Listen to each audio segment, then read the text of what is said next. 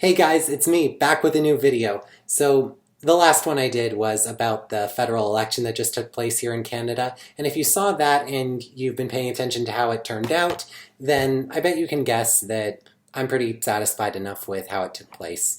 But that's not why I'm making this video, not at all. So, back in 2015 when I was just 16, about to turn 17, in which I'm now 20, about to turn 21, I made a little video called Scaring the Trick-or-Treaters where I disguised myself as a swamp monster zombie and came alive to trick-or-treaters who thought I was just a prop when they showed up to my door.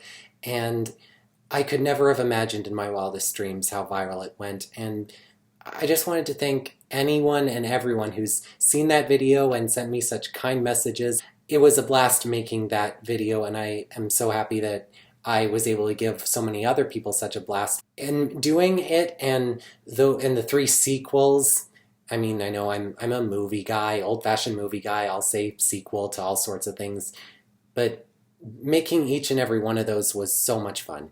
Now, I've been thinking for the last little while if I'm going to do that again. And it's not that after making 4 videos that I'm tired out or anything. I will love Halloween forever. You guys have kind of ensured that. But I'm just thinking about it. And I thought, while I'm thinking about it, maybe I should just let you know why I love Halloween so much. Just to give a little bit of secrets out. The reason that I loved Halloween as a kid was obviously all the candy. But when I reached adolescence and I was worried that I was now getting to the age where I couldn't trick or treat anymore, that it would be, well, improper and I would just come across as creepy. Like, when you get as tall as I am, you worry about making a few people who answer the door scared of you. But I realized as a teen that there's another reason why I love Halloween so much. Because whether or not you go trick-or-treating, you have the right to dress up. And well, when you dress up in costume, like, you can be really whatever you want. You can be a character you really look up to, or someone that you really think that you could embody properly, or you could do something meant to scare everyone half to death. And whatever you choose to wear a part of you in your costume because you selected it for yourself. And it gives you the right to really show something that you enjoy. You get to display a part of you, like, throughout your entire body when you're in costume. And you don't have to worry about being judged by anyone else.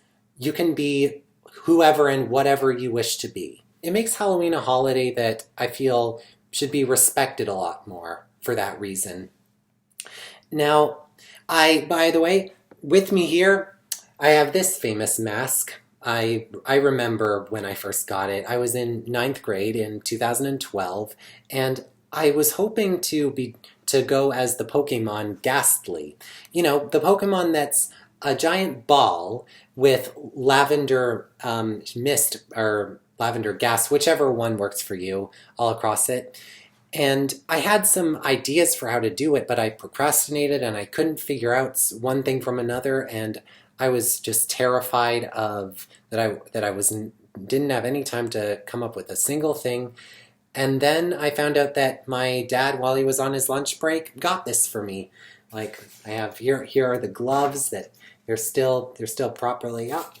It's a miracle that I haven't lost either of these over the years. Like, stuff just gets away from me all the time. And I also forgot. The other day I went shopping and I ended up finding this mask.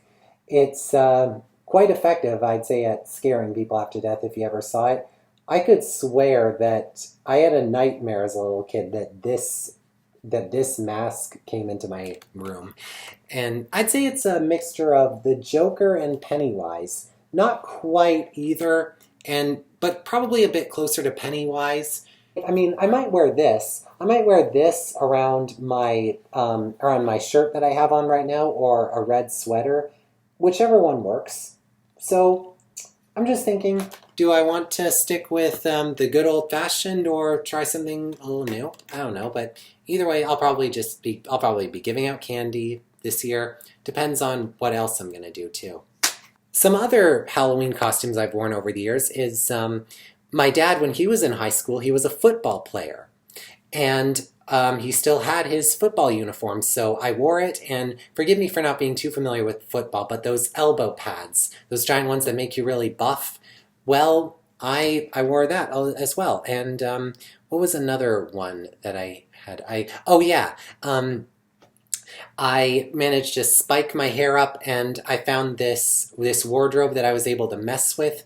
I turned myself into Yusei Fudo from Yu-Gi-Oh! 5Ds. Hope you can picture it a little bit. I know his voice is a lot more low and gravelly than my natural one is, but I gave it a go and loved it. I also remember we had to have yellow and black makeup for that, but I'm glad it turned out so well. Back in 2015, it wasn't the first time I actually tried that out, scaring people by posing as a prop.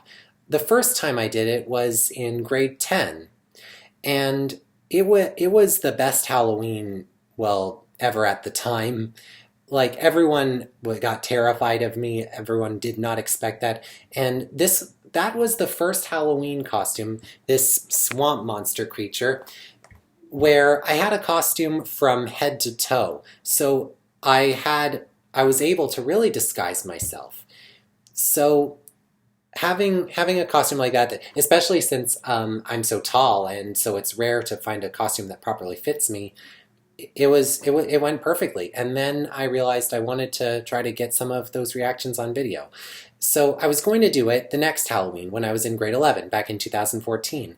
But a friend of mine called and said that she was out trick-or-treating, and she was hoping to collect some cans and food items for the food drive. And her sister got sick, so she asked me if I could be her companion and help her out. And I said, yeah, you know what? That seems very noble, and you know what? Even if I'm 15, yeah, people really like that costume. I'm going to go for it. So we had a terrific time.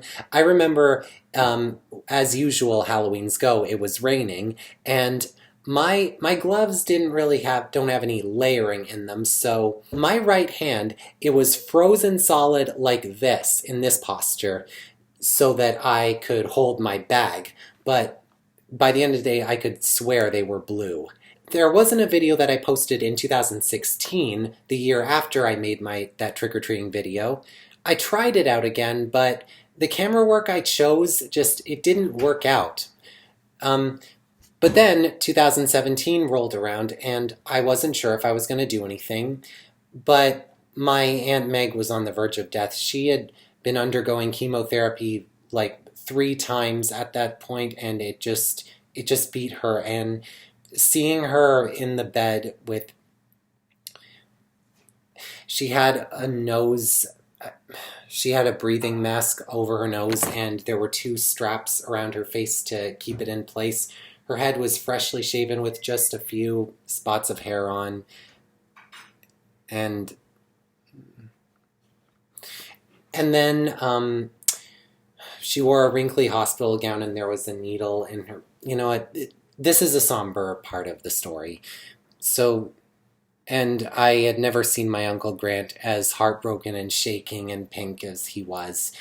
So I just thought, I thought if I did another scaring video, it would give people enough reason to go see it, and I could give a tribute to Aunt Meg in it, so that she could live on, not just through the family, but that she could be more well-known throughout the world. And, well, and I also had a lot of fun making that video too, but Aunt Meg was in the back of my mind for the whole thing, and I also hope that you don't think that I did that just as an excuse or to scare more people, because that was not it at all. But then I wanted to try something different when next year rolled around, and I tried it different with Scaring the Trick-or-Treaters 3, and it was a lot of fun, though I got caught later on, and which really bugged me. However, the more I think about it, it was kind of a dangerous way to scare people on the staircase at my college, and I do regret doing what I did, and fortunately no one got hurt, and and as long as no one got hurt, then that's the best for everyone.